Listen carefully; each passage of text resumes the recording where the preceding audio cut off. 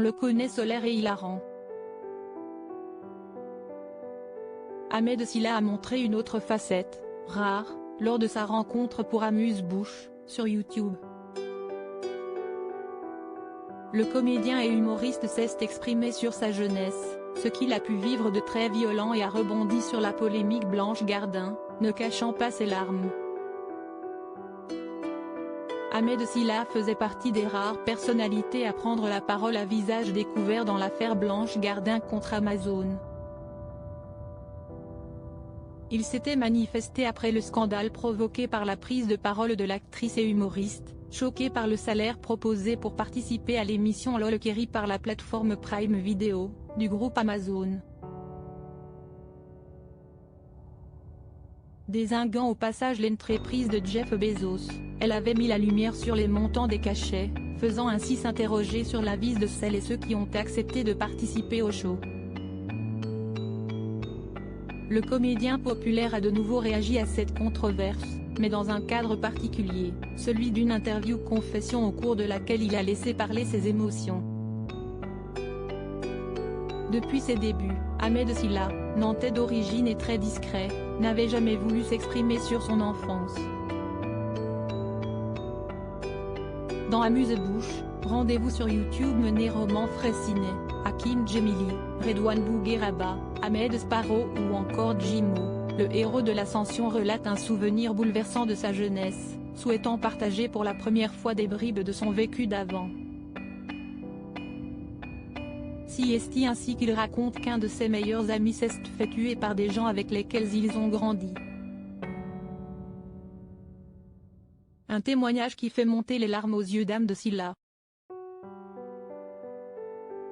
Puis il explique, quand tu vis dans un quartier, tu fais tout pour te sortir de la violence. Ce qui l'amène à réfléchir sur son métier, où les gens, le, voient tout le temps heureux.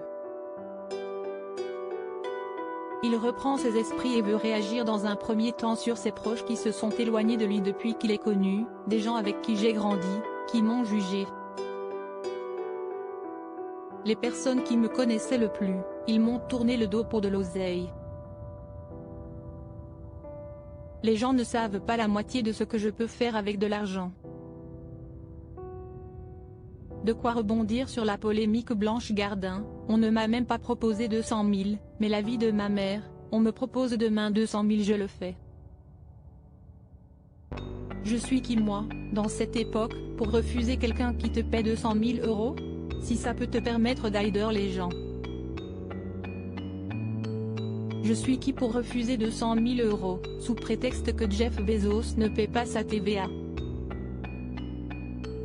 Il ne sait même pas que j'existe. D'autres stars se sont exprimées sur le sujet, un avis qui résonne avec celui d'un autre comédien maître de l'humour, Ramzy Bedia. Dans Society, il avait été cash sur ce qu'il pensait de cette histoire d'argent. Blanche Gardin, si elle ne veut pas le faire, ça la regarde.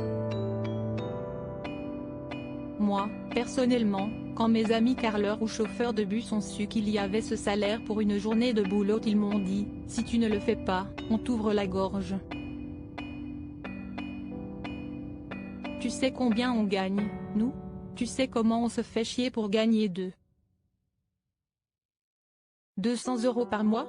Toi tu as cette chance, alors saisis-la ma mère, elle me tue si je ne le fais pas. Virginie Efira avait également tenu à partager son point de vue sur le plateau de Quotidien. J'ai une admiration pour ceux qui arrivent à accorder leurs valeurs, leurs idéaux, à leur manière de vivre. Ce n'est pas si courant, si est assez rare. Après, je n'aille pas refuser le salaire, mais est-ce que j'ai fait une utilisation ultra dégueulasse? Peut-être pas.